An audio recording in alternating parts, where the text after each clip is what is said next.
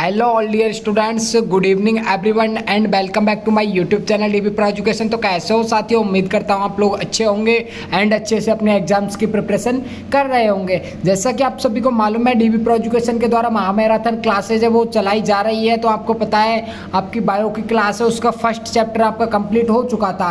आज की इस सेशन में हम जो पेपर बनाया हमारे द्वारा, जो इंपॉर्टेंट एमसीक्यूज क्वेश्चन बैंक में रखे गए हैं, उन क्वेश्चंस को आज की इस लेक्चर में हम डिस्कस करने वाले हैं साथियों।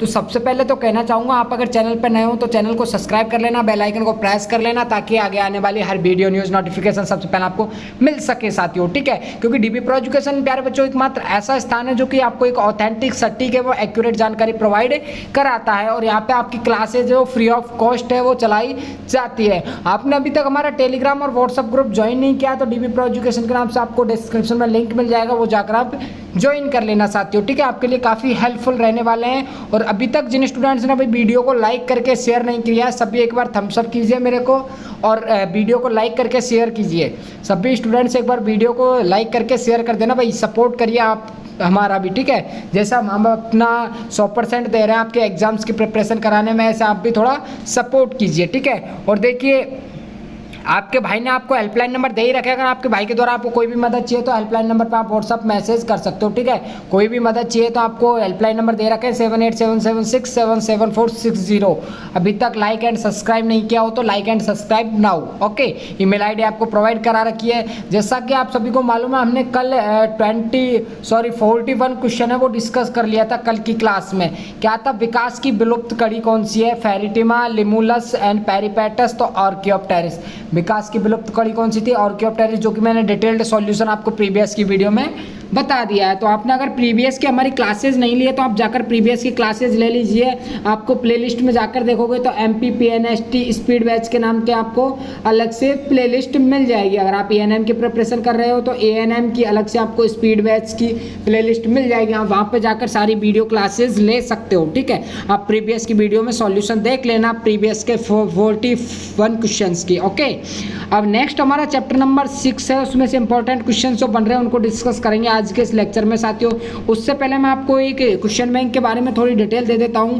देखिए, डीबी प्रो एजुकेशन ने Madhya Pradesh PNST ANM GNM exam के लिए 2024 के लिए क्वेश्चन बैंक है वो आखिरी रणनीति है वो तैयार कर ली है साथियों। तो आपने अभी तक क्वेश्चन बैंक नहीं लिए तो साथियों क्वेश्चन बैंक ले लेना। काफ़ी स्टूडेंट्स ने बाय कर ली है, आपने अभी तक नहीं लिया तो साथियों ले लेना। बहुत मज़ेदार, बहुत ही इंटरेस्टेड क्वेश्चन बैंक है। लेनी कैसे होगी? आपको हेल्पलाइन नंबर जो आपको दे रखे हैं साथियों, इन हेल्पलाइन नंबर पर आपको व्हाट्सअप मैसेज करना होगा।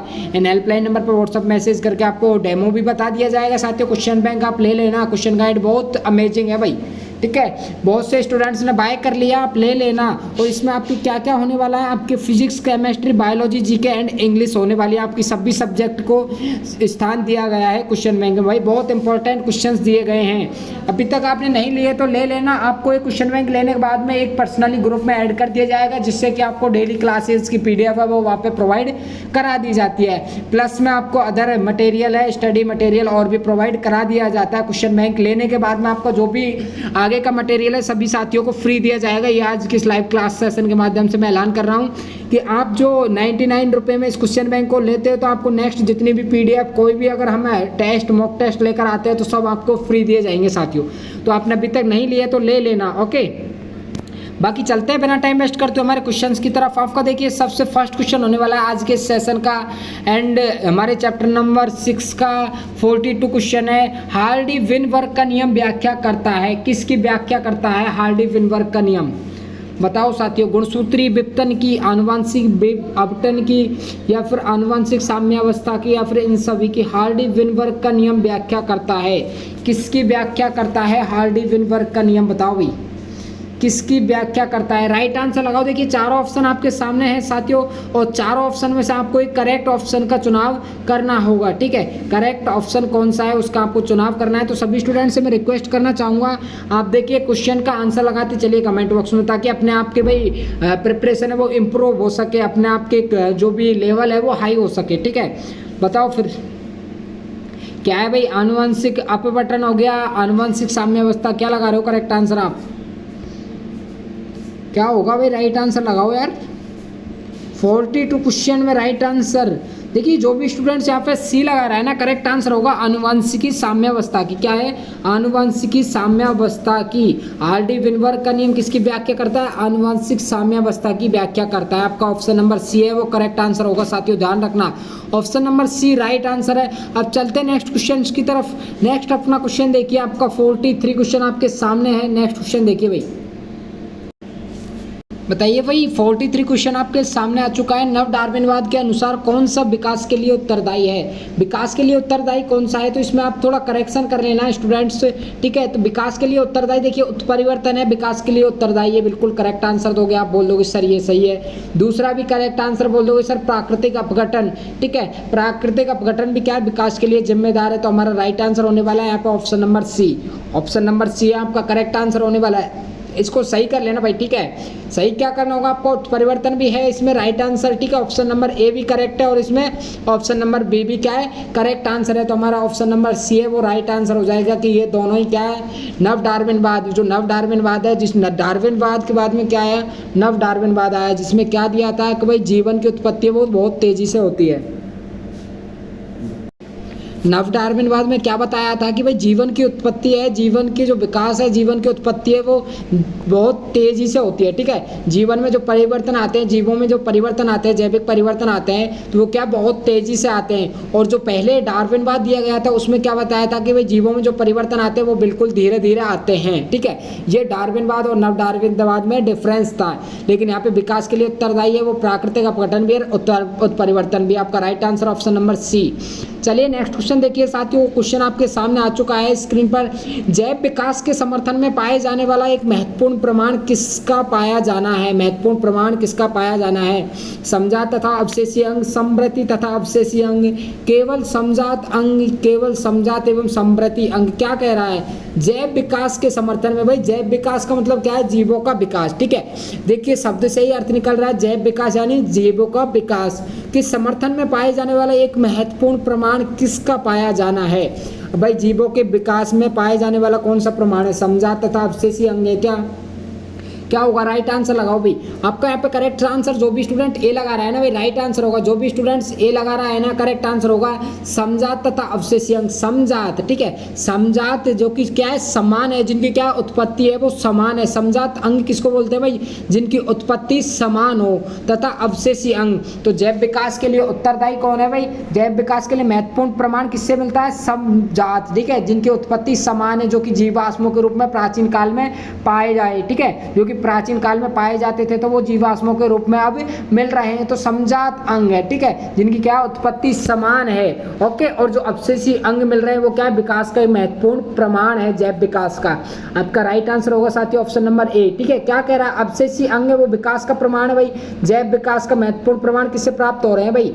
जीवाश्म में, तो अवशेषीय अंगों से और समजात अंगों से। कि भाई अवशेषीय अंग जो पाए जा रहे हैं वो अब जो जातियां हैं तो उनके समान है, ठीक है। नेक्स्ट क्वेश्चन देखिए 45।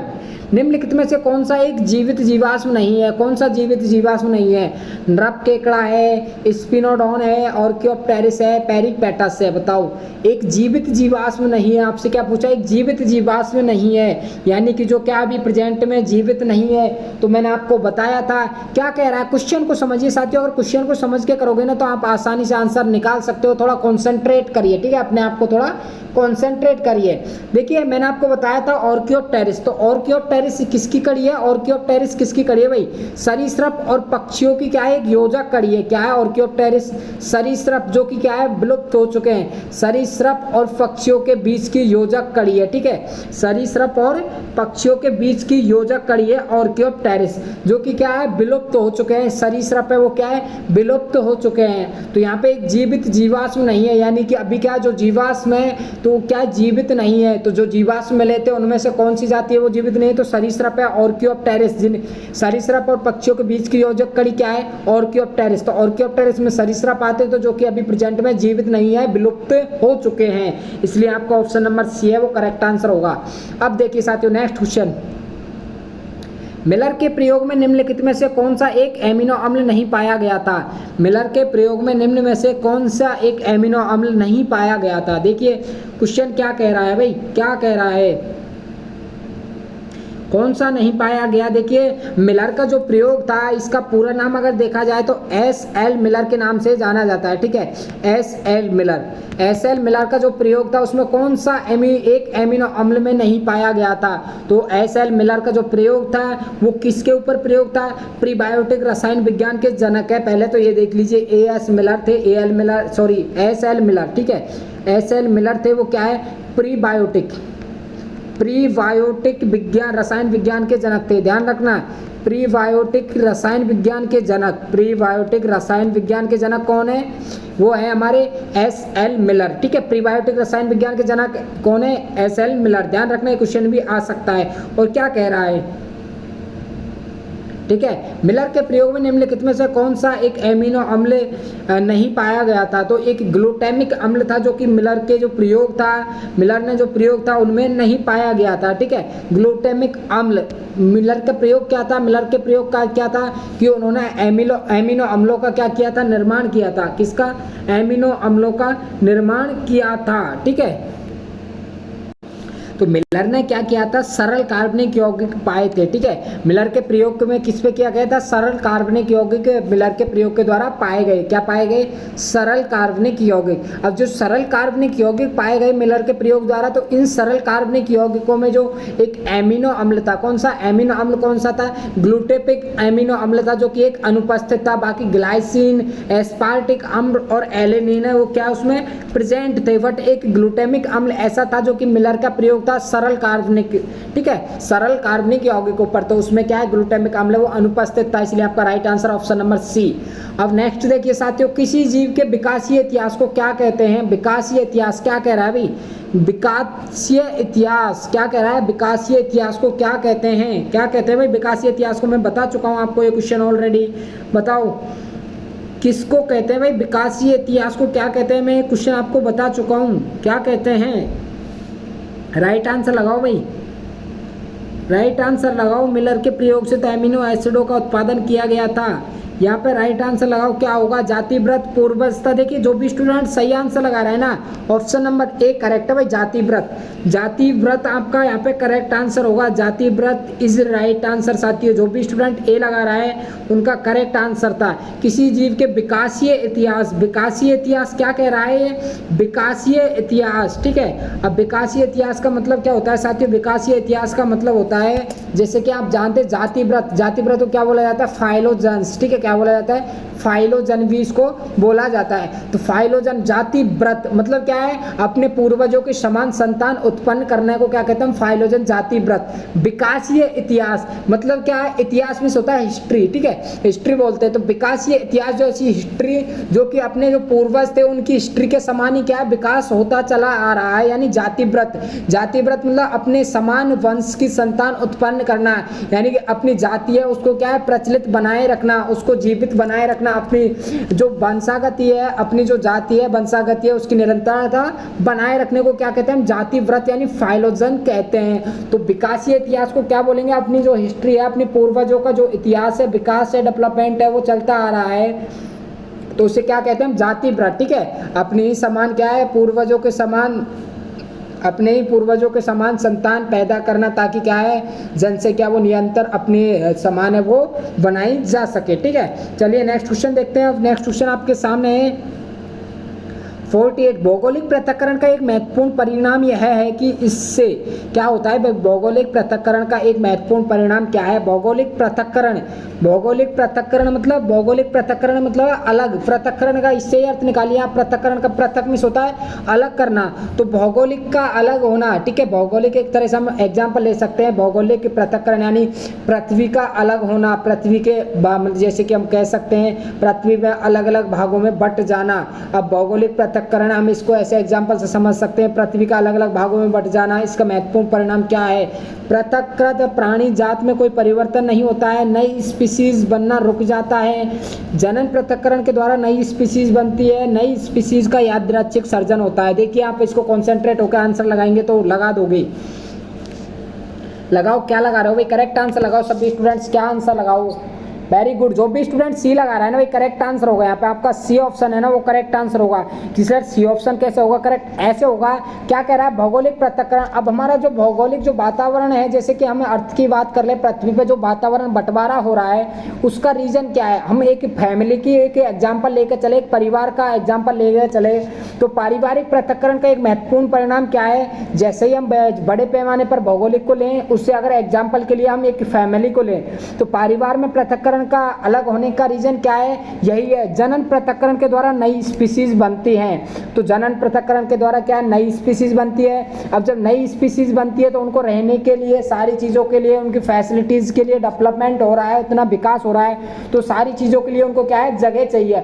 अब जब उनको जगह चाहिए तो क्या है भाई, पृथक्करण होगा, बंटवारा भी होगा। ठीक है, सब अपने अपने भाई अपना अपना कमाएंगे, खाएंगे, अपनी फैमिली को आगे बढ़ाएंगे, अपनी वंशावली को आगे बढ़ाएंगे। तो क्या जनन पृथक्करण, जनन के द्वारा अपने ही समान क्या है, संतान उत्पन्न करना। ठीक है, अपनी जो जाति है उसको प्रचलित बनाए रखना। ठीक है, उसकी निरंतरता बनाए रखना। तो उसका रीजन क्या है, जनन पृथक्करण के द्वारा नई स्पीसीज बनती है, नई जातियों का निर्माण जनन पृथक्करण के द्वारा। ठीक है, जनन पृथक्करण के द्वारा नई स्पीसीज बन रही हैं। ठीक है, तो आपका ऑप्शन नंबर सी है राइट आंसर होगा यहाँ पे। नेक्स्ट देखिए, आपका नेक्स्ट क्वेश्चन है 49 आपके सामने है। डार्विन फिंचेंज इसमें से किसका उदाहरण है। डार्विन फिंचेंज लगाओ भाई। मैं आपको ये क्वेश्चन बता चुका हूँ शायद कल की क्लास में। किन किन स्टूडेंट्स ने प्रीवियस की क्लास लिए भाई बताओ। जिन्हें स्टूडेंट्स ने प्रीवियस की क्लास लिए वो करेक्ट आंसर लगा सकते हैं। क्या होगा इसका राइट आंसर। डार्विन फिंचेंज इसमें से किसका उदाहरण है, किसका उदाहरण है। संयोजक कड़ी का है क्या, अनुकूलन विकिरण, अभिसारी क्रम विकास, या फिर औद्योगिक मेलेनिज्म। राइट आंसर बताओ। राइट आंसर क्या होगा, डार्विन फिंचेंज सिद्धांत किसका उदाहरण है, अभिसारी क्रम का है। तो आपका यहाँ पर राइट आंसर 49 में जो भी स्टूडेंट्स ऑप्शन नंबर बी लगा रहा है करेक्ट आंसर है। डार्विन फिंचेंज किसका उदाहरण है, अनुकूली विकिरण का उदाहरण है। अब यहाँ पे अनुकूली विकिरण क्या है, अनुकूली विकिरण यहाँ पे है एडेप्टिव रेडिएशन। क्या है, एक एडेप्टिव रेडिएशन। अनुकूली विकिरण क्या है, यहाँ पे एडेप्टिव रेडिएशन है साथियों। क्या है, देखिए यहाँ पे समझ लीजिए आप, एडेप्टिव रेडिएशन। एडेप्टिव रेडिएशन क्या है, एक अनुकूली विकिरण है, रेडिएशन, एडेप्टिव रेडिएशन यहाँ पे अनुकूली विकिरण है, जो कि किसका एग्जाम्पल है, डार्विन फिंचेज। ठीक है, डार्विन फिंचेज इसका एक अच्छा एग्जाम्पल है। ठीक है, डार्विन फिंचेज जो कि अनुकूली विकिरण का एक अच्छा एग्जाम्पल है, जिसको हम क्या बोलते हैं इसको, एडेप्टरिस्ट। ठीक है, क्या बोलते हैं इसको, एडेप्टिव रेडिएशन बोलते हैं, एडेप्टिव रेडिएशन के नाम से। अब अनुकूली विकिरण बोलोगे सर, अनुकूली विकिरण क्या है, तो अनुकूली विकिरण क्या है, एक विकासवादी प्रक्रिया है, जिसमें क्या है, किसी एक दिए गए भौगोलिक क्षेत्र में, ठीक है, एक दिए गए भौगोलिक क्षेत्र में एक सामान्य बिंदु से शुरू होने वाली विभिन्न प्रजातियां अन्य भौगोलिक क्षेत्रों या फिर निवास स्थान को क्या करती हैं, विकीर्ण करती हैं। एक सामान्य दिए गए भौगोलिक क्षेत्र में बिंदु से शुरू होने वाली विभिन्न प्रजातियां, एक भौगोलिक क्षेत्र में रहने वाली विभिन्न प्रजातियां दूसरे भौगोलिक क्षेत्र में रहने वाली प्रजातियों को क्या करती है, विकीर्ण करती हैं। इसलिए क्या है, इसका एग्जाम्पल है वो डार्विन फिंचेज है। अब अगला क्वेश्चन देखिए आपका नेक्स्ट क्वेश्चन 50, जैव रिएक्टर या फिर अनुकूलतम परिस्थिति में क्या निर्माण करता है। जैव रिएक्टर, जैव रिएक्टर होता है वो अनुकूल परिस्थिति में क्या निर्माण करता है, क्या निर्माण करता है भाई, लगाओ राइट आंसर लगाओ। उत्पादक जीव माध्यम ये सभी। तो आपको पता है जब जैव रिएक्टर है तो अनुकूल परिस्थिति में किसका निर्माण करेगा, अनुकूल परिस्थिति में किसका निर्माण करेगा साथियों बताओ। राइट आंसर लगाओ आप कमेंट बॉक्स में कमेंट करके, अनुकूल परिस्थिति में किसका निर्माण करेगा, क्या होगा करेक्ट आंसर, किसका निर्माण करेगा भाई। तो आपके यहाँ पे देखिए राइट आंसर जो भी स्टूडेंट डी लगा रहा है ना करेक्ट आंसर है, ऑप्शन नंबर डी आपका यहाँ पे राइट आंसर होगा। ये सभी क्या है, राइट आंसर हैं। कैसे कि भाई जैव रिएक्टर है तो अनुकूलतम परिस्थिति में क्या निर्माण करता है, तो उत्पादक का निर्माण होगा भाई, उत्पादक का निर्माण होगा। जब उत्पादक का निर्माण होगा तो माध्यम का निर्माण होगा और जीव का भी निर्माण होगा भाई। देखिए उत्पादक का निर्माण होगा, ठीक है, उत्पादक कब होगा, जब माध्यम होगा। अब माध्यम होगा, उत्पादक होगा, तो फिर एक जीव का भी निर्माण होगा। तो जो जैव रिएक्टर है तो वो अनुकूल परिस्थितियों में क्या है, इन सब का निर्माण करता है। आपका option number D right answer होगा। अब चलिए नेक्स्ट क्वेश्चन देखिए आपका 51, निम्न में से किसमें उच्चतम कपाल क्षमता पाई जाती है। एक क्वेश्चन देखिए मैं आपको इंपॉर्टेंट क्वेश्चन बता देता हूँ, इससे भी और इंपॉर्टेंट क्वेश्चन इस इस क्वेश्चन को देखकर मेरे को याद आ गया है, निम्न में से किसमें उच्चतम कपाल क्षमता पाई जाती है? तो साथियों आपको देखिए, अगर ऑप्शन में क्रोमैग्नोन मिल जाए ना, ऑप्शन में सबसे अधिक अगर देखी जाए तो क्रोमैग्नोन की कपाल क्षमता होती है। किसकी होती है? सबसे अधिक कपाल क्षमता होती है वो होती है क्रोमैग्नोन की। किसकी होती है साथियों? क्रोमैग्नोन की कपाल क्षमता होती है सबसे ज़्यादा। क्रोमैग्नोन की कपाल क्षमता होती है वो कितनी होती है? 1600 सीसी, यानी घन सेंटीमीटर या फिर सेंटीमीटर स्क्वायर हम इसको बोल सकते हैं क्रोमैग्नोन की। अब ये क्रोमैग्नोन है, ये क्रोमैग्नोन है, इसका पूर्वज कौन है भाई? इसका पूर्वज है निएंडरथल। ठीक है, निएंडरथल जो मानव थे, जो प्राचीन काल में जो करीबन 500 मिलियन वर्ष पूर्व पहले जीवित थे, तो इन क्रोमैग्नोन का पूर्वज कौन है भाई? निएंडरथल। ठीक है, इन क्रोमैग्नोन का पूर्वज कौन है? निएंडरथल। इसलिए क्या है, निएंडरथल को भी क्या माना जाता है? उच्चतम कपाल क्षमता वाला प्राणी माना जाता है निएंडरथल। ठीक है, अगर आपको क्वेश्चन में अगर क्रोमैग्नोन दिख जाए ऑप्शन में, तो आपको पहले तो क्रोमैग्नोन करना होगा उच्च कपाल क्षमता में। अगर क्रोमैग्नोन नहीं मिलता है और निएंडरथल मिल जाता है, तो आपको निएंडरथल वहां पे राइट करना होगा। तो इसकी कपाल क्षमता है, इसकी खोपड़ी की जो क्षमता है वो कितनी है भाई? इसकी खोपड़ी की क्षमता अगर निएंडरथल की हम बात करें तो इसकी है 1450। ठीक है, 1450 सीसी।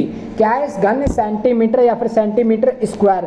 लेकिन यहाँ पे पूछा गया है किसकी कपाल क्षमता उच्चतम पाई जाती है? तो जावा मानव की जो कपाल क्षमता होती है ना साथियों, वो होती है 900 सीसी। ठीक है, 900 सीसी। वहीं अगर पैकिंग मानव की हम बात करें तो इसकी कपाल क्षमता होती है 1000 सीसी से 1300 सीसी तक। ठीक है, 1000 सीसी से 1300 सीसी।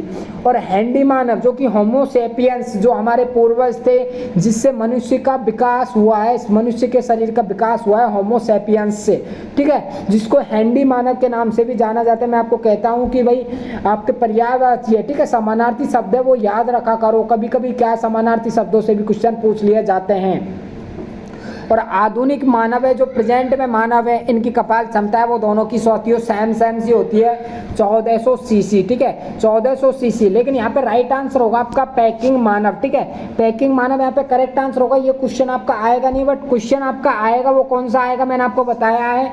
या तो निएंडरथल मानव के बारे में पूछेगा, निएंडरथल मानव। ठीक है, अगर आपको क्रोमैग्नोन दिख जाए ऑप्शन में तो उच्चतम कपाल क्षमता वाला क्रोमैग्नोन होता है, ये ध्यान रखना। ठीक है, क्रोमैग्नोन वाला क्वेश्चन आपको आ सकता है। सबसे उच्चतम कपाल क्षमता होती है क्रोमैग्नोन की, कितनी होती है? 1600 सीसी। उसके बाद में अगर निएंडरथल है, क्योंकि क्या है, क्रोमैग्नोन का पूर्वज भी निएंडरथल ही है। निएंडरथल से ही क्रोमैग्नोन का विकास हुआ, जिसकी कपाल क्षमता 1450 या फिर 1440 सीसी है। ठीक है, अब चलिए नेक्स्ट क्वेश्चन की तरफ।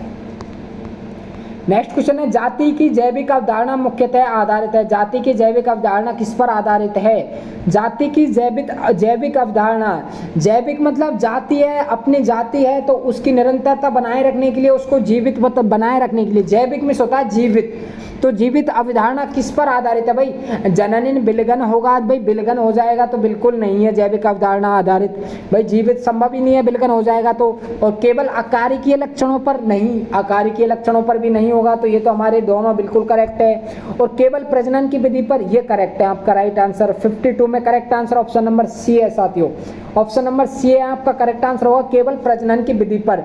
जब जो भी वंश है, जो भी जातियां हैं वो प्रजनन करेंगे, तो प्रजनन करके क्या है, अपनी ही जाति के समान है वो संतान उत्पन्न करेंगे। ठीक है, और अपनी जाति की निरंतरता बनाए रखेंगे। मतलब जैविक अवधारणा अपने समान जीवों की क्या उत्पत्ति करना और अपनी जाति की क्या निरंतरता बनाए रखना, उनको जीवित बनाए रखना। तो आपकी जैविक अवधारणा किस पर आधारित है? जीव के जीवित रहने की अवधारणा जैविक अवधारणा कहलाती है। किस पर आधारित है?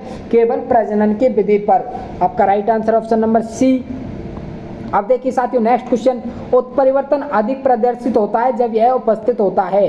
कहाँ उपस्थित होता है भाई? उत्परिवर्तन अधिक प्रदर्शित होता है जब यह उपस्थित होता है। अप्रभावी अवस्था में, प्रभावी अवस्था में, समष्टि में, नियत अवस्था में, या फिर इनमें से कोई नहीं। 53 में करेक्ट आंसर लगाओ, उत्परिवर्तन अधिक प्रदर्शित होता है। भाई उत्परिवर्तन किसको बोलते हैं हम? उत्परिवर्तन किसको बोलते हैं? म्यूटेशन। म्यूटेशन उत्परिवर्तन को इंग्लिश में क्या बोला जाता है? म्यूटेशन। म्यूटेशन किसको बोलते हैं? अब हम म्यूटेशन उत्परिवर्तन बोलते हैं हम अचानक जो भी जेनेटिक चेंजेज आते हैं। जिन स्टूडेंट्स ने प्रीवियस की क्लासेज लिए मैंने ऑलरेडी बता दिया है, जो भी जेनेटिक चेंजेज आते हैं, जेनेटिक वेरिएशन आते हैं अचानक से, उनको हम उत्परिवर्तन बोलते हैं म्यूटेशन। ठीक है, जीन में जो भी परिवर्तन आते हैं। तो अधिक प्रदर्शित कब होगा? जब अप्रभावी अवस्था में होगा भाई उत्परिवर्तन। अप्रभावी अवस्था में तो बिल्कुल नहीं होगा भाई। भाई उत्परिवर्तन अधिक कब प्रदर्शित होता है? जब प्रभावी अवस्था में होते हैं, ठीक है। म्यूटेशन प्रभावी अवस्था में होता है तभी तो क्या जेनेटिक चेंजेज होंगे। तो यहाँ पे आपका right answer option number B होगा। ऑप्शन नंबर बी जो भी स्टूडेंट लगा रहा है उनका करेक्ट आंसर है ऑप्शन नंबर बी। प्रभावी अवस्था में क्या उत्परिवर्तन अधिक प्रदर्शित होता है? प्रभावी अवस्था में उत्परिवर्तन वो अधिक प्रदर्शित होता है। आपका ऑप्शन नंबर बी है वो राइट आंसर होगा। अब चलिए नेक्स्ट क्वेश्चन देखिए अपना। स्टैनले मिलर के प्रयोग में मेथेन, अमोनिया तथा हाइड्रोजन का अनुपात था। स्टैनले मिलर के प्रयोग में मेथेन, अमोनिया तथा हाइड्रोजन का अनुपात था, क्या था भाई बताओ? स्टैनले मिलर ने जो प्रयोग किए थे, अभी बताया है मैंने, स्टैनले मिलर ने जो प्रयोग किए थे कार्बनिक यौगिकों के संश्लेषण के ऊपर किए थे, जिन्होंने एमिनो अम्लों का निर्माण किया था। तो इसमें मेथेन, अमोनिया, हाइड्रोजन का अनुपात था। अनुपात कितना था भाई? कितना था? चार ऑप्शन आपके सामने है साथियों। स्टैनले मिलर के प्रयोग में तो उन्होंने क्या किया था? एमिनो एसिडों को संश्लेषित किया था, एमिनो एसिडों का निर्माण किया था।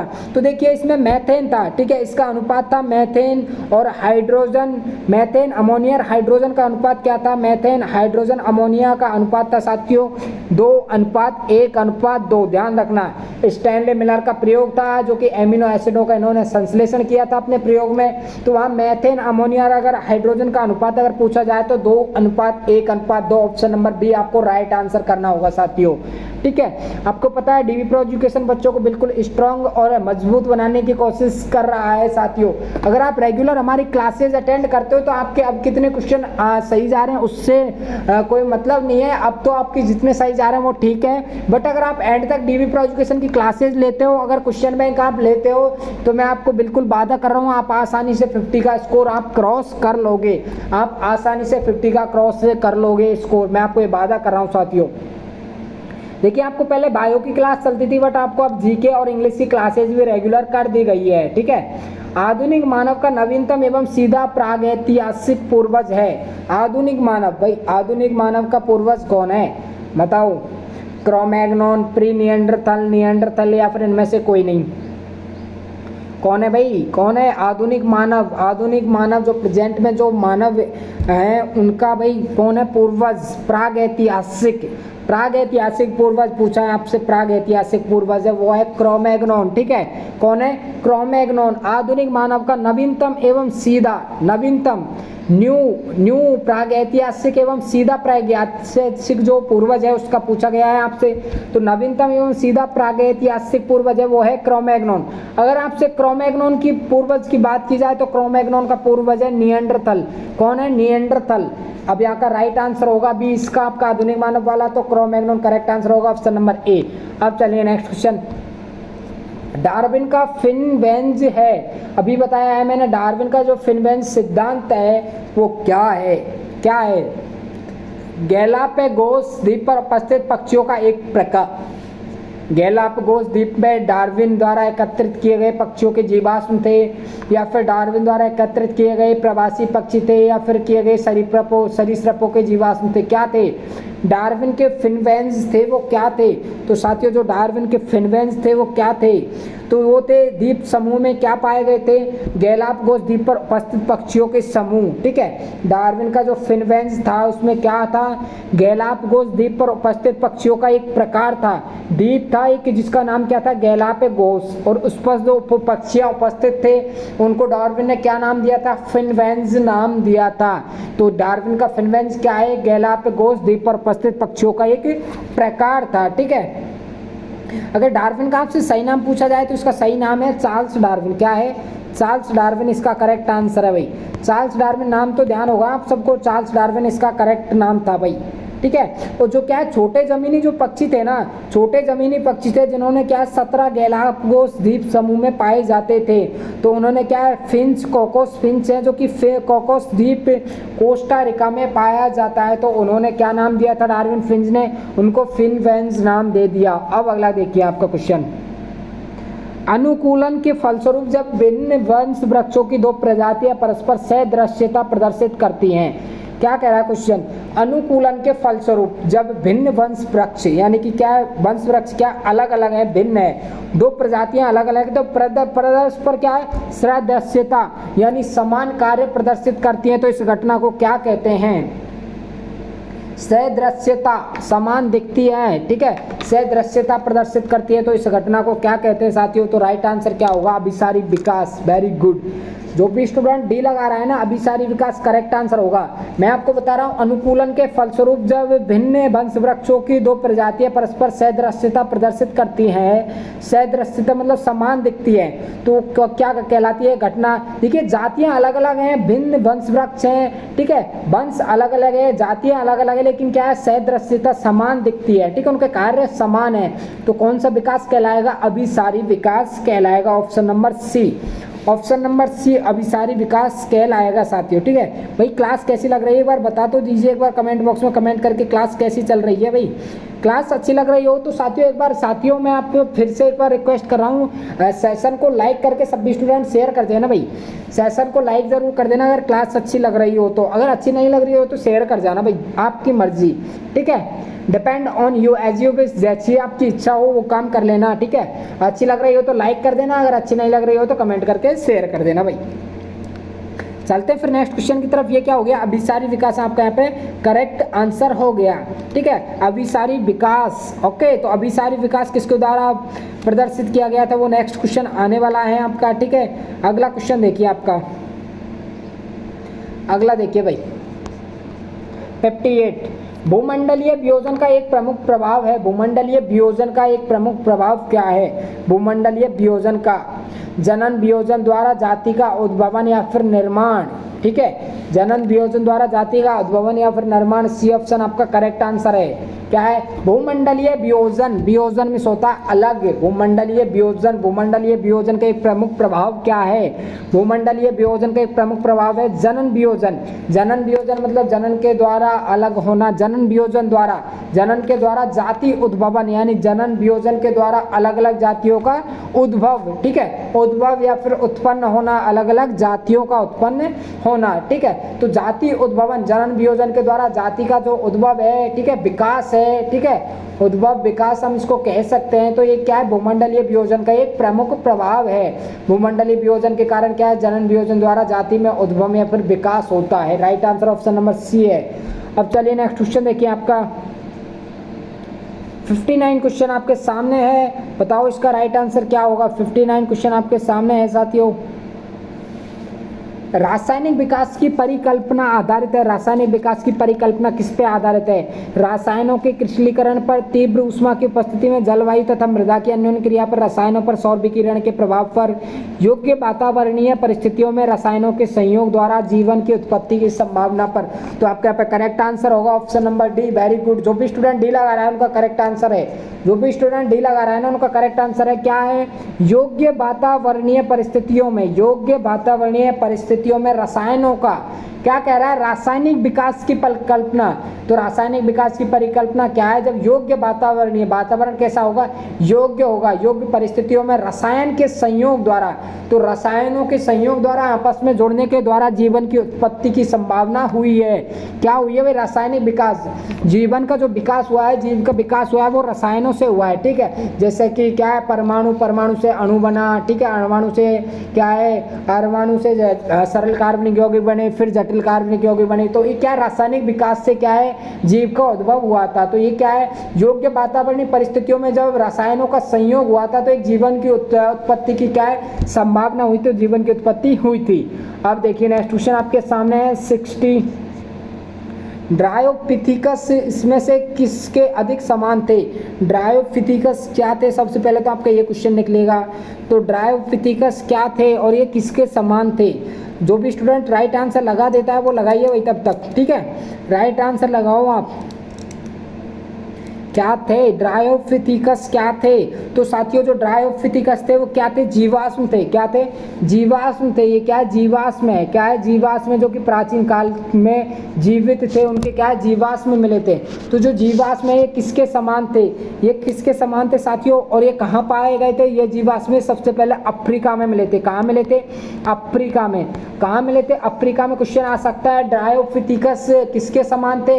वो थे ऐप के समान साथियों, ऐप के समान। मोबाइल वाला ऐप नहीं है, यहाँ पे ध्यान रखना, मोबाइल वाला ऐप मत समझ लेना आप लोग कहीं, मोबाइल वाला ऐप सर ड्रायोपिथिकस तो ऐप के समान थे, नहीं, ऐसा नहीं है भाई, ठीक है, ऐसा नहीं है भाई। तो चलिए हमारे रसगुल्ले जितने भी वीडियो देख रहे हैं एक बार समझिए इसको। तो ड्रायोपिथिकस क्या थे, जीवाश्म थे जो कि सबसे पहले अफ्रीका में पाए गए, ठीक है, अफ्रीका में पाए गए, जो कि एप या फिर कपी के क्या थे, पूर्वज थे, एप या फिर कपी के क्या थे, पूर्वज थे, ठीक है। अब ये प्राचीनतम जीवाश्म थे, इनके बारे में इतनी डिटेल हमको ही पता नहीं है, आपको कहाँ से बताएं, और इतनी डिटेल आपको जानने की भी जरूरत नहीं है। आपको ध्यान रखना होगा ड्रायोपिथिकस क्या थे, एप के समान थे, जो कि क्या है, कभी के पूर्वज थे। चलिए फिर नेक्स्ट क्वेश्चन देखते हैं भाई, ज़्यादा डिटेल जाने की जरूरत नहीं है क्योंकि इतना डिटेल क्वेश्चन आपके आएंगे भी नहीं। चलिए नेक्स्ट क्वेश्चन देखिए साथियों,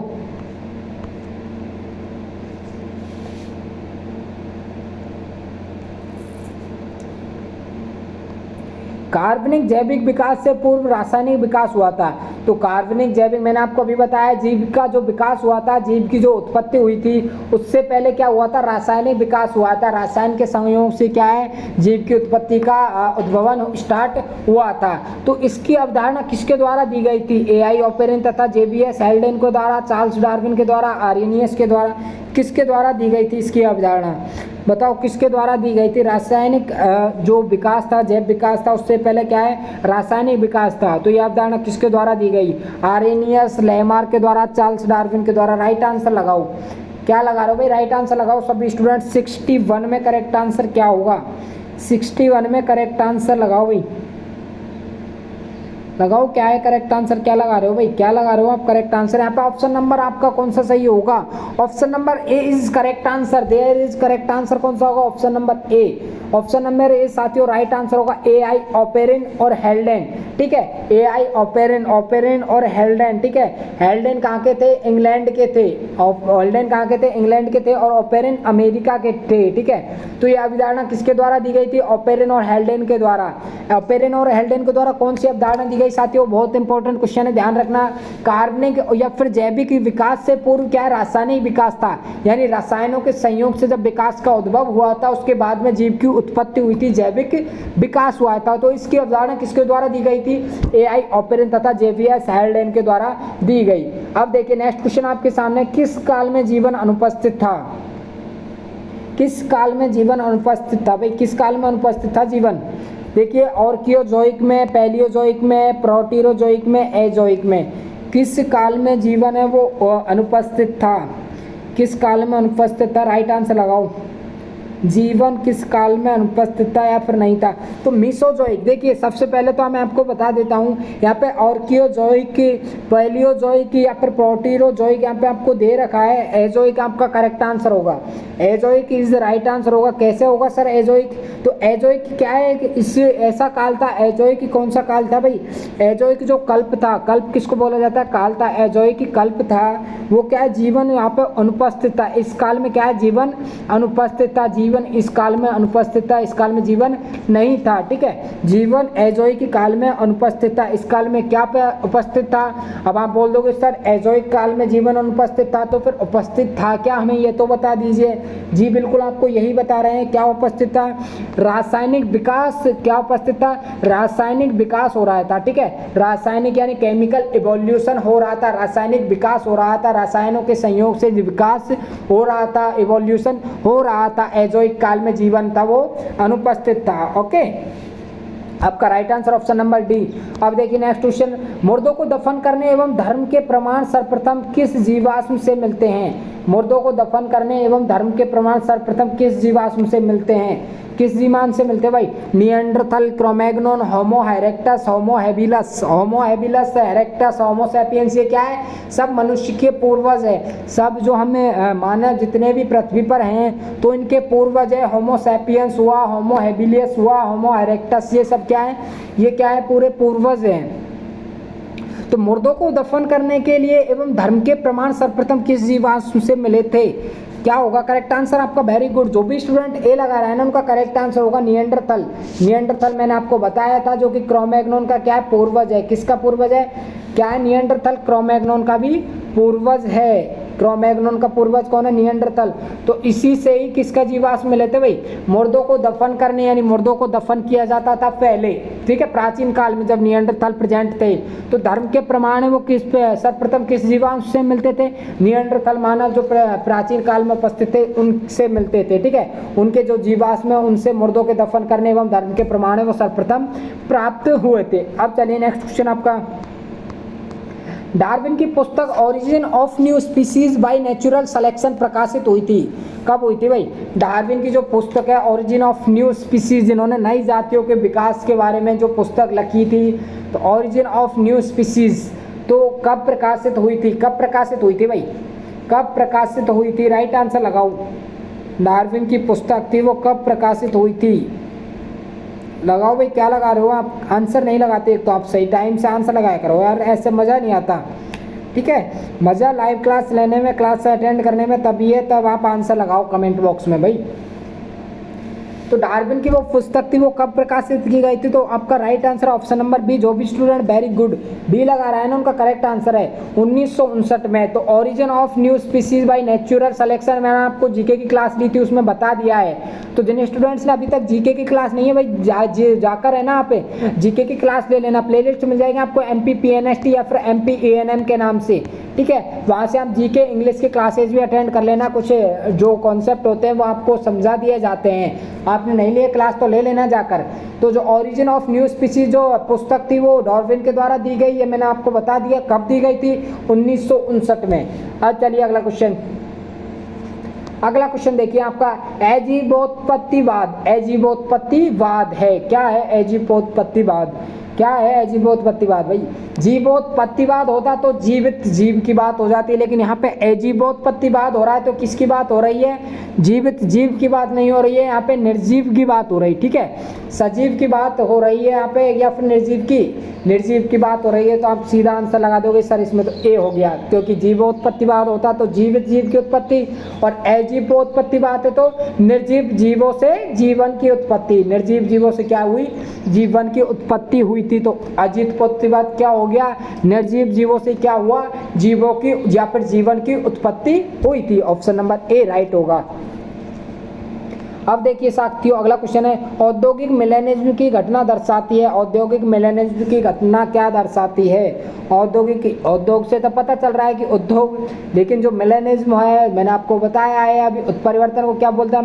म्यूटेशन बोलते हैं। तो क्या बताती है मिलेनिज्म की घटना, क्या दर्शाती है? 66 में जो भी स्टूडेंट्स ऑप्शन नंबर सी लगा रहा है करेक्ट आंसर होगा प्राकृतिक वरण। प्राकृतिक वरण करेक्ट आंसर होगा भाई। क्या होगा? प्राकृतिक वरण आपका करेक्ट आंसर होगा। औद्योगिक मिलेनिज्म की घटना क्या दर्शाती है? प्राकृतिक वरण दर्शाती है। अब बोलेंगे सर औद्योगिक मिलेनिज्म क्या है? औद्योगिक मिलेनिज्म साथियों एक शब्द है जिसका उपयोग क्रम विकास संबंधी प्रक्रिया का वर्णन करने के लिए किया जाता है। किसके लिए? क्रम विकास संबंधी, किसके लिए किया जाता है? क्रम विकास संबंधी प्रक्रिया का वर्णन करने के लिए किया जाता है, जिसमें कि क्या औद्योगिक क्रांति के बाद से प्राकृतिक चयन के परिणाम स्वरूप गहरे रंग वाले जीव हल्के रंग वाले जीवों पर प्रबल हो जाते हैं। जो गहरे जो जीव होते हैं वो क्या है? हल्के जीवों पर प्रबल हो जाते हैं, ठीक है, औद्योगिक क्रांति के बाद में।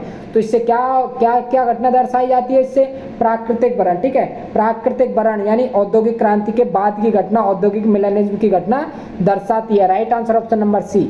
चलिए फिर नेक्स्ट क्वेश्चन देखिए आपका, अब तक खोजे गए जीवाश्मों के अनुसार मानव स्वास्थ्य स्थान से प्रारंभ हुआ। मानव स्थान से प्रारंभ हुआ, कहाँ से प्रारंभ हुआ था भाई? मानव की, देखिए मेरे को पता है आप यहाँ पे सही आंसर लगाएंगे सभी स्टूडेंट्स। अब तक खोजे गए जीवाश्मों के अनुसार मानव जीवन स्थान कहाँ से प्रारंभ हुआ था भाई? मानव जीवन का स्थान कौन सा था? कहाँ से प्रारंभ हुआ था जीवन? तो जीवन प्रारंभ हुआ था साथियों option number C. Very good, जो भी स्टूडेंट सी लगा रहा है उनका करेक्ट आंसर अफ्रीका से प्रारंभ हुआ था। कहाँ से हुआ था भैया बहनों? अफ्रीका से। कहाँ से? अफ्रीका से प्रारंभ हुआ था। सबसे पहले जो जीव आया था, जीवित जीव की उत्पत्ति हुई थी अफ्रीका में हुई थी, ठीक है, अफ्रीका से प्रारंभ हुआ था। अब अगला क्वेश्चन देखिए, सरीसृप किस महाकल्प में प्रभावित है? सरीसृप मैंने आपको बताया है, सरीसृप जो कि क्या है, विलुप्त हो चुके हैं। सरीसृप राइट आंसर लगाएंगे आप। मेरे को पता है जिन स्टूडेंट्स ने क्लास ली है प्रीवियस की, करेक्ट आंसर लगाएंगे। मीसोजोइक काल में उपलब्ध थे। सरीसृप थे जो कहाँ पर किस काल में पाए जाते थे? मीसोजोइक काल में पाए जाते थे। राइट आंसर होगा ऑप्शन नंबर बी। मीसोजोइक काल में क्या पाए जाते थे? सरीसृप पाए जाते थे। आपका राइट आंसर है यहाँ पर ऑप्शन नंबर बी। अब चलते हैं अगले क्वेश्चन की तरफ। अगले क्वेश्चन की तरफ चलते हैं क्या? चलिए फिर भाई अगले क्वेश्चन की तरफ बढ़िए। भाई बोल रहे हैं सर अगले क्वेश्चन की तरफ बढ़िए। चलिए अगले क्वेश्चन देखिए। अभिसारी विकास दर्शाता है, क्या दर्शाता है? अभिसारी विकास क्या दर्शाता है? सितारा मछली एवं कटल फिश या फिर कुत्ता मछली तथा खेल चूहा एवं कुत्ता जीवाणु तथा प्रोटोजोआन क्या दर्शाता है अभिसारी विकास? तो अभिसारी विकास क्या दर्शाता है साथियों? ऑप्शन नंबर कौन सा सही है इसमें? 69 क्वेश्चन आपके सामने है, राइट आंसर लगाओ इसमें। 69 क्वेश्चन में राइट आंसर लगाओ। क्या दर्शाता है अभिसारी विकास? क्या प्रदर्शित करता है भाई? तो जो अभिसारी विकास है वो क्या है, इसका मतलब क्या है? समान आवास में अलग अलग जीवों में समान कार्य करने वाले अंगों का होना। देखिए क्या कह रहा है, समान आवास में रहते हैं, ठीक है, समान आवास में रहते हैं। अभिसारी विकास की डेफिनेशन समझ लीजिए पहले। समान आवास में रहते हैं, ठीक है, समान आवास में रहने वाले जीव कैसे हैं? अलग अलग है लेकिन समान आवास में रहते हैं। और जिनके कार्य करने की क्षमता क्या है? कार्य करने वाले अंग क्या है? समान है, ठीक है, कार्य भी क्या है? समान है। कार्य करने वाले अंग है वो समान है, तो इसको क्या बोलते हैं? अभिसारी विकास बोलते हैं। तो राइट आंसर होगा आपका यहाँ पे कुत्ता मछली तथा खेल नहीं है भाई, इस बेल है, इसको ठीक कर लेना, ठीक है। डॉग फिश, कुत्ता मछली ये हिंदी में आ रहा है थोड़ा, है ना, लेकिन इसको वेल फिश बोलते हैं। क्या बोलते हैं? कुत्ता मछली। किसको बोलते हैं भाई? Dog fish. डॉग फिश मछली का नाम है। डॉग फिश किसका नाम है भाई? मछली का नाम है। एक डॉग फिश मछली है, मछली तथा वेल, ठीक है, खेल नहीं है, इसको सही कर लेना, वेल। इसीलिए बोलता हूँ जिन स्टूडेंट्स ने क्वेश्चन बैंक ले ली है, क्वेश्चन बैंक तो पढ़ लीजिए लेकिन उसके साथ में आप लाइव क्लासेस भी अटेंड किया करो भाई, क्योंकि कुछ करेक्शंस होते हैं जो करवा दिए जाते हैं आपको क्लास में, ठीक है, कुछ करेक्शंस होते हैं जो कि टाइपिंग मिस्टेक्स हो जाती हैं तो करेक्शन आपको करवा दिए जाते हैं। तो वेल मछली, ठीक है, क्या है? डॉग फिश एवं वेल क्या है कि अभिसारी विकास दर्शाते हैं, जो कि एक क्या है? वेल मछली है। और जो डॉग फिश है वो क्या है? समान आवास में पाए जाते हैं और उनके कार्य करने की क्षमता भी समान है, तैरने का कार्य करते हैं। अब अगला देखिए 70 क्वेश्चन। डार्विन की फिंच एक अच्छा उदाहरण है। डार्विन की फिंच एक अच्छा उदाहरण है किसका भाई? औद्योगिकरण का, संयोजन कड़ी का, अनुकूलन वातावरण का, अभिसारी जैव विकास का, किसका है? डार्विन का फिंच एक अच्छा उदाहरण है। किसका उदाहरण है? डार्विन का फिंच एक अच्छा उदाहरण है, लेकिन है किसका भाई? लगाओ करेक्ट आंसर, लगाओ कमेंट बॉक्स में कमेंट करके।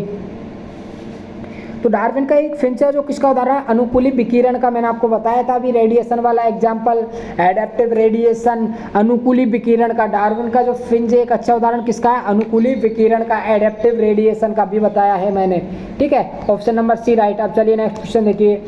एस एल मिलर किससे संबंधित है भाई? ये मिलर के अब काफ़ी क्वेश्चन आ रहे हैं यार, मिलर के क्वेश्चन काफ़ी आ रहे हैं, तो इसका मतलब इंपॉर्टेंट हो सकता है ये मिलर इंपॉर्टेंट हो सकता है भाई। तो मिलर किससे संबंधित था? जीवन की उत्पत्ति एवं विकास से, विकासवाद के उपयोग एवं अनुपयोग के सिद्धांत से, नवडार्विनवाद से, नवलेमार्कवाद से, किससे संबंधित था? एस एल मिलर किससे संबंधित था? तो 7C7 जो भी स्टूडेंट ए लगा रहा है वेरी गुड, करेक्ट आंसर होगा ऑप्शन नंबर ए। एस एल मिलर थे वो किससे संबंधित थे?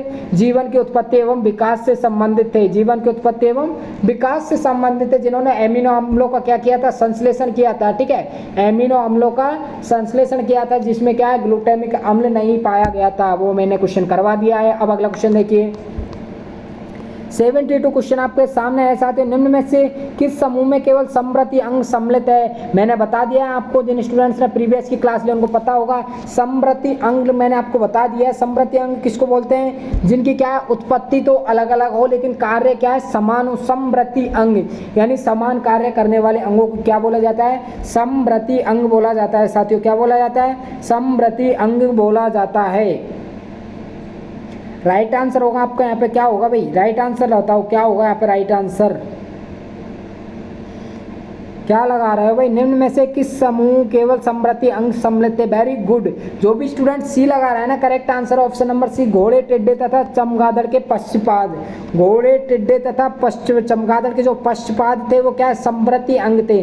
चमगादड़ के पश्चपाद है, घोड़े तथा टिड्डे और चमगादड़ के जो पश्चपाद है, पश्चपाद मतलब पश्च पैर, पीछे वाले जो पैर हैं, ठीक है, वो क्या समवर्ती अंग है। कैसे हैं सर ये समवर्ती अंग, घोड़ा कहाँ, चमगादड़ कहाँ, टिड्डा कहाँ, तो भाई इनकी उत्पत्ति समान नहीं है, ठीक है, उत्पत्ति भिन्न है लेकिन इनके कार्य क्या है, समान है, ठीक है, कार्य समान है, इसलिए इनको क्या बोला जाता है, समवर्ती अंग बोला जाता है आपका। इसलिए राइट आंसर होगा ऑप्शन नंबर बी साथियों। 72वें में आपका, सॉरी 72वें में आपका राइट आंसर होगा ऑप्शन नंबर सी साथियों। इसको करेक्ट कर लेना भाई, सॉरी इसके लिए थोड़ी मिस्टेक हो गई क्योंकि ये तीसरे नंबर पे दिया हुआ है, इसीलिए मैं आपको बोलता हूँ आप थोड़ा कॉन्सेंट्रेट होकर क्वेश्चन किया करो, कॉन्सेंट्रेट होकर थोड़ा क्वेश्चन किया करो, ऐसे मिस्टेक हो जाती है क्योंकि इन फ्यूचर आपको ऐसे ही जो ऑप्शन है उल्टे सीधे देखने को मिलेंगे। आपका यहाँ पे राइट आंसर होगा ना ऑप्शन नंबर सी होगा, option number C right answer होगा जो कि दूसरे नंबर पर दिया हुआ है साथियों, देख लेना। आप ऐसे एग्जाम में गलती मत करना, कॉन्सेंट्रेट होकर आंसर देना, ठीक है। तो तितली के जो पंख है, चमगादड़ एवं पक्ष के क्या है, विस्तार हैं। तितली के पंख है, चमगादड़ एवं पक्ष क्या है, पक्ष विस्तार है। तो पक्ष विस्तार मतलब जो पंख है, तितली के पंख, चमगादड़ के पंख, वो उड़ने का कार्य करते हैं, तो ये क्या है, समान है, समवर्ती अंग है, ठीक है। इनकी उत्पत्ति अलग अलग से हुई है, उत्पत्ति भिन्न लेकिन क्या है, उड़ने का कार्य करते हैं, समवर्ती अंग समान कार्य करते हैं। नेक्स्ट क्वेश्चन देखिए आपका, अभिसारी विकास प्रदर्शित करता है। अभिसारी विकास क्या प्रदर्शित करता है भाई, अभिसारी विकास, सभी क्वेश्चन आया है, समजात अंगों को, समवर्ती अवशेषी अंगों को, उपरोक्त सभी। 73 में जो भी स्टूडेंट भी लगा रहा करेक्ट आंसर समवर्ती अंग। मैंने अभी बताया आपको समअवृत्ति यानी जिनकी उत्पत्ति भिन्न हो और कार्य समान हो उनको क्या बोलते हैं, हम समवर्ती अंग बोलते हैं। जो कौन से विकास को, किस विकास को प्रदर्शित करते हैं, अभिसारी विकास को। अगला देखिए क्वेश्चन आपका, निम्नलिखित में से किसके द्वारा जैव विकास का प्रमाण प्रदर्शित नहीं होता है। भाई क्वेश्चन का आंसर आप जल्दी लगाया करो थोड़ा, ठीक है, क्योंकि क्लास काफी लंबी हो जाए। निम्नलिखित में से किसके द्वारा जैव विकास का प्रमाण प्रदर्शित नहीं होता है, नहीं होता है, क्या पूछा, नहीं होता है जैव विकास, जैव विकास का प्रमाण प्रदर्शित नहीं होता है, किसके द्वारा नहीं होता है भाई, ऑर्कियोप्टेरिस, ऑर्कियोप्टेरिस किसकी योजना करिए, सरीसृप और पक्षियों की होता है भाई, इनसे विकास का प्रमाण प्रदर्शित होता है। तो ये तो होता है, तो ये तो करेक्ट होगा नहीं क्योंकि नहीं होता है वो आपसे पूछा गया है। तो गाय का भाई जैविक विकास से कोई रिलेशन नहीं है, गाय का कोई भी ऐसा कोई जीवाश्म नहीं पाया गया है, तो ये क्या जैव विकास का प्रमाण प्रदर्शित नहीं करती है। बाकी पेरिपेटस है, नियोप्टेलाइना, ऑर्कियोप्टेरिस, ये क्या जैव विकास का प्रमाण प्रदर्शित करते हैं। तो आपका right answer option number B होगा क्योंकि ये क्या है, गाय जो जैव विकास का प्रमाण प्रदर्शित नहीं करती है। अगला देखिए, निम्नलिखित में से किस समूह में केवल समजात अंग सम्मिलित हैं। समजात यानी समान जाति के अंग सम्मिलित हैं, कौन सा है भाई, राइट आंसर लगाओ। किस समूह में समजात अंग सम्मिलित हैं, राइट आंसर लगाओ, क्या होगा आपका, राइट आंसर लगाओ। वेरी गुड, जो भी स्टूडेंट यहाँ पे ऑप्शन नंबर कौन सा लगा रहा है, ए करेक्ट आंसर है भाई। जो भी स्टूडेंट ए लगा रहा है उनका करेक्ट आंसर होगा। वेरी गुड, जो भी स्टूडेंट ए लगा रहा है, very good, correct answer option number ए, ठीक है। जो व्हेल मछली है, व्हेल मछली के चश्नू और घोड़े के जो क्या है, अग्रपाद है, अमपाद नहीं है भाई, ये अग्रपाद है, ध्यान रखना, ठीक है। अग्रपाद और मनुष्य के हाथ, व्हेल के चश्नू, घोड़े के अग्रपाद, मनुष्य के हाथ है, वो क्या है, समजात अंग है, ठीक है, समजात अंग है, ठीक है। तो क्या है, समजात अंग कैसे भाई, समान अंग है। मनुष्य के हाथ हैं, घोड़े के अग्रपाद हैं, व्हेल के चश्नू है, तो ये क्या है, समजात अंग है, समान जाति के अंग है। ये मत बोल देना सर ये तो अलग अलग जाति है, तो इनकी उत्पत्ति क्या है, समान है, ठीक है, उत्पत्ति समान है, इसलिए आपका राइट आंसर ऑप्शन नंबर ए होगा।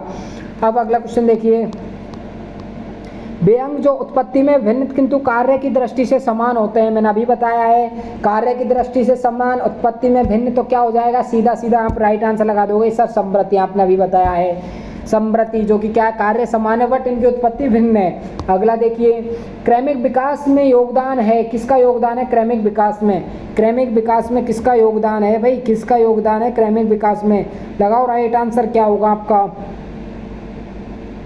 तो क्रमिक विकास में किसका योगदान है साथियों? और क्रमिक विकास में योगदान है वो है किसका? परपरागण क्या है? स्वपरागण, कायिक प्रवर्धन, संकरण का।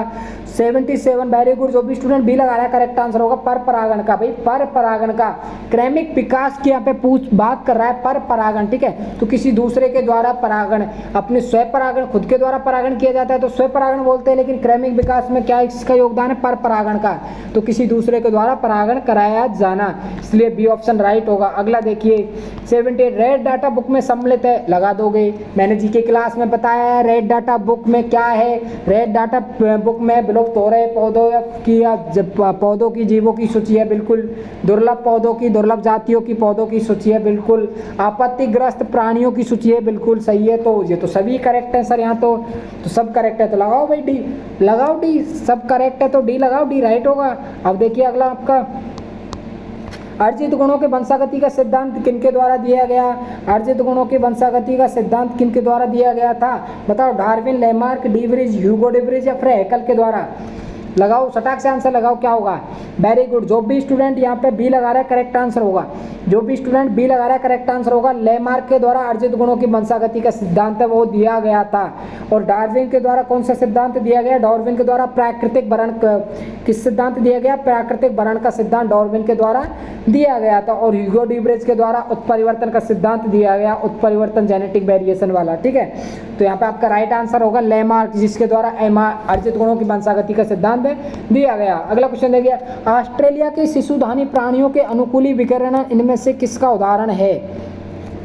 ऑस्ट्रेलिया के जो शिशुधानी प्राणियां हैं उनमें अनुकूली विकिरण या एडेप्टिव रेडिएशन इनमें से किसका उदाहरण है? किसका उदाहरण है भाई? लगाओ राइट आंसर, किसका उदाहरण है? लगाओ, किसका उदाहरण है? अपसारी क्रम विकास, अभिसारी क्रम विकास, सॉल्टेशन या फिर इनमें से कोई नहीं? तो वेरी गुड। जो भी स्टूडेंट यहाँ पे बी लगा रहा है करेक्ट आंसर भाई बी। जो भी स्टूडेंट बी लगा रहा है उनका करेक्ट आंसर होगा ऑप्शन नंबर बी, अभिसारी क्रम विकास। अभिसारी क्रम विकास का उदाहरण है, किसका उदाहरण है भाई? अभिसारी क्रम विकास का। क्या कह रहा है? जिनके क्या होने चाहिए? समान कार्य के कारण, कि क्या है? समान कार्य के कारण विभिन्न संरचनाएं समान रूप से विकसित होती हैं, तो इसे क्या कहते हैं? अभिसारी विकास के रूप में जाना जाता है। सामान्य कार्य के कारण, ठीक है, समान कार्य के कारण क्या है? विभिन्न संरचनाएं समान रूप से विकसित होती हैं, तो इसको अभिसारी विकास के नाम से जाना जाता है। तो आपका राइट आंसर होगा ऑप्शन नंबर बी, अभिसारी क्रम विकास। ऑस्ट्रेलिया के शिशुधानी प्राणियों के अनुकूली विकिरण इनमें से किसका उदाहरण है? अभिसारी विकास का। अगला देखिए क्वेश्चन, मनुष्य में हिम अंधता का मुख्य कारण इनमें से कौन से हैं? हिम अंधता पूछ रहा है। अंधता के मुख्य कारण क्या है? हिम अंधता का मुख्य कारण क्या है? राइट आंसर लगाओ, क्या है? क्या है भाई? राइट आंसर लगाओ, क्या होगा आपका करेक्ट आंसर यहाँ पे? हिम अंधता का मुख्य कारण क्या है? क्या लगा रहा हो भाई? सेकंड लास्ट क्वेश्चन होने वाला है आज के इस सेशन का आपका। ये लगाओ, इसमें राइट आंसर क्या होगा? Right answer very good. जो भी स्टूडेंट बी लगा रहा है, ए लगा रहा है ना, करेक्ट आंसर भाई अंधता किसके कारण होती है भाई? हिम अंधता। हिम क्या होता है? हिम में होता है हीमोग्लोबिन। हिम अंधता का मुख्य कारण क्या है? यूवी रेज, जिनको अल्ट्रावायलेट रेज के नाम से जाना जाता है। यूवी को मतलब होता है अल्ट्रावायलेट रेज, ठीक है। यूवी रेज यानी अल्ट्रावायलेट रेज। अल्ट्रावायलेट में कौन सी? बीटा विकिरण का अवशोषण करना, ठीक है। यूवी बीटा विकिरण का अवशोषण किसका उदाहरण है? मनुष्य में हिम अंधता का मुख्य कारण है यूवी रेज का अवशोषण। यूवी रेज ज्यादा बोलते हैं ना कि भाई यूवी रेज के सामने नहीं जाना चाहिए ज्यादा, जैसे कि सोनोग्राफी की जो मशीनें रखी होती हैं, ठीक है, रेडियोलॉजी के जो भी रूम्स होते हैं उनमें क्या है, आदमी की एंट्री नहीं दी जाती है, परमिशन नहीं दी जाती है, लेडीजों की परमिशन नहीं दी जाती, क्योंकि वहाँ पे यूवी रेज है वो चलती रहती हैं, ठीक है। यूवी रेज चलती रहती है, जिससे क्या है, जिससे सेल के डेवलपमेंट का डर रहता है, कैंसर होने का। कैंसर में क्या होता है? Abnormal cell division. तो यही कारण होता है, यूवी रेज के कारण ही एबनॉर्मल सेल डिवीजन होता है। आपको यहाँ पे राइट आंसर ऑप्शन नंबर ए होगा। चलते हैं साथियों second last and final question की तरफ। नई प्रजातियों के निर्माण का महत्वपूर्ण कारक है। नई प्रजातियों के निर्माण का प्रतियोगिता, उत्परिवर्तन, बेलगन, निरंतर विविधता। क्या लगाओगे भाई? लगाओ इसमें प्रतियोगिता भाई विकास का, नई प्रजातियों के निर्माण का कारक है क्या? उत्परिवर्तन जेनेटिक वेरिएशन हो जाएगा तो विकास का नहीं, ये तो है ही नहीं है, ये तो सीधा सीधा गलत कर दोगे, क्योंकि उत्परिवर्तन में जेनेटिक वेरिएशन आते हैं। तो नई प्रजातियों के निर्माण का महत्वपूर्ण कारक क्या होगा? क्या होगा? उत्परिवर्तन नहीं होगा, ना ही विलगन होगा, ना ही प्रतियोगिता। आपका राइट आंसर होगा ऑप्शन नंबर डी, जो भी डी लगा रहा है करेक्ट आंसर है। जितने भी हमारे रसगुल्ले डी लगा रहे हैं भाई राइट आंसर लगा रहे हैं। जितने भी हमारे प्यारे रसगुल्ले डी लगा रहे हैं। निरंतर विविधता, तो निरंतर विविधता क्या है? नई प्रजातियों के निर्माण का महत्वपूर्ण कारक है। ऑप्शन नंबर डी है आपका करेक्ट आंसर होगा साथियों। कौन सा? ऑप्शन नंबर डी है आपका राइट आंसर होगा। कौन सा right answer? Option number D. तो निरंतर विविधता पाई जाने, निरंतर विविधता, ठीक है, जैसे जैसे जातियों का विकास हो रहा है तो निरंतर विविधता पाई जाती है, ठीक है। विविधता यानी चेंजेस आते जाते हैं तो नई प्रजातियां। अब भाई जब चेंजेस ही नहीं आएंगे, निरंतर विविधता ही नहीं होगी तो नई प्रजातियां कैसे विकसित होंगी भाई? जब चेंजेस आएंगे, ठीक है, तभी तो नई प्रजातियों का निर्माण होगा। तो महत्वपूर्ण कारक क्या हो गया? जय निरंतर विविधता। अब साथियों इसी के साथ में आज के इस सेशन को आज खत्म करते हैं, ठीक है। और जिन स्टूडेंट्स ने अभी तक क्वेश्चन बैंक नहीं लिए साथियों, मैं आपको कहना चाहूँगा Madhya Pradesh VNST ANM GNM 2024 के लिए DB प्रो एजुकेशन ने क्वेश्चन बैंक निकाल दिए है, क्वेश्चन गाइड निकाल दिया है। तो जिन स्टूडेंट्स ने अभी तक नहीं लिए साथियों, मैं आपको कहना चाहूँगा अगर सिलेक्शन लेना है तो ज़रूर ले लीजिए, क्योंकि करीबन 100+ स्टूडेंट्स ने ऑर्डर कर दी गई। मात्र 99 रुपये में रक्षाबंधन का ऑफर चल रहा है। आपको लेनी कैसे होगी? हेल्पलाइन नंबर आपको दे रखे हैं, इन पर व्हाट्सअप मैसेज कर देना। आपको गाइड का, क्वेश्चन बैंक का आपको डेमो बता दिया जाएगा। अगर आपकी इच्छा हो तो ले लेना, नहीं तो कोई दिक्कत नहीं है साथियों। अगर ले लोगे तो मैं आपको वादा कर रहा हूँ आप आसानी से 50+ स्कोर कर लोगे, जिसमें आपकी फिजिक्स, केमिस्ट्री, बायोलॉजी, इंग्लिश सभी सब्जेक्ट कवर होंगे। बहुत से बच्चे बोल रहे थे सर कौन कौन सी सब्जेक्ट है, तो आपकी सभी 5 सब्जेक्ट का मटेरियल आपको दिया जा रहा है। MCQ question with important question साथियों, जो कि अति महत्वपूर्ण होंगे 2024 के एग्जाम के तौर से। तो आपने नहीं लिए तो साथियों अभी ही हेल्पलाइन नंबर पर ये जो चाबी है ना, इस चाबी को पकड़ के रखिए, इसको पकड़ के रखिए जब तक क्वेश्चन बैंक ना आए। इस चाबी को पकड़ के रखिए साथियों, क्वेश्चन बैंक ले लेना, बहुत ही अच्छी क्वेश्चन बैंक है। बहुत स्टूडेंट्स ऑर्डर कर रहे हैं, 99 में मिल रही है रक्षाबंधन के ऑफर पे। 19 तारीख के बाद में आपकी यही है वो 199 रुपये की हो जाएगी। आपने अभी तक टेलीग्राम ग्रुप, व्हाट्सअप ग्रुप हमारा ज्वाइन नहीं किया तो ज्वाइन कर लेना भाई, बहुत ही हेल्पफुल होने वाला है आपके लिए टेलीग्राम, इंस्टा, व्हाट्सअप, ठीक है। हेल्पलाइन नंबर आपको दे रखे हैं। तो अभी तक आपने वीडियो को लाइक करके शेयर नहीं किया तो मैं सबसे एंड में आपसे रिक्वेस्ट कर रहा हूँ, आप प्लीज़ एक बार वीडियो को लाइक करके अपने फ्रेंड्स के पास में शेयर कर देना भाई। आपके सर आपको जीरो से हीरो बनाने का कार्य कर रहे हैं, तो आपका भी इतना फर्ज बनता है कि आप इतना सपोर्ट तो आप भी करें हमें। एक वीडियो को लाइक करके एक छोटा सा शेयर कर जाना और मेरे को कमेंट बॉक्स में कमेंट करके बताओ आज की वीडियो वो कैसी लगी साथियों। मेरे को तो बहुत अमेजिंग सेशन लगा है, बट आपको कैसा लगा आप कमेंट बॉक्स में कमेंट करके बताएंगे, ठीक है। बाकी चलते हैं, करते हैं लाइव क्लास को एंड। तब तक के लिए बने रहना DB प्रो एजुकेशन के साथ में। Thank you so much all of you. जय हिंद, जय भारत। मिलते हैं आपकी नेक्स्ट लाइव क्लास में शाम को 6 बजे 7 बजे आपकी इंग्लिश की लाइव क्लास होगी, ठीक है। Thank you so much.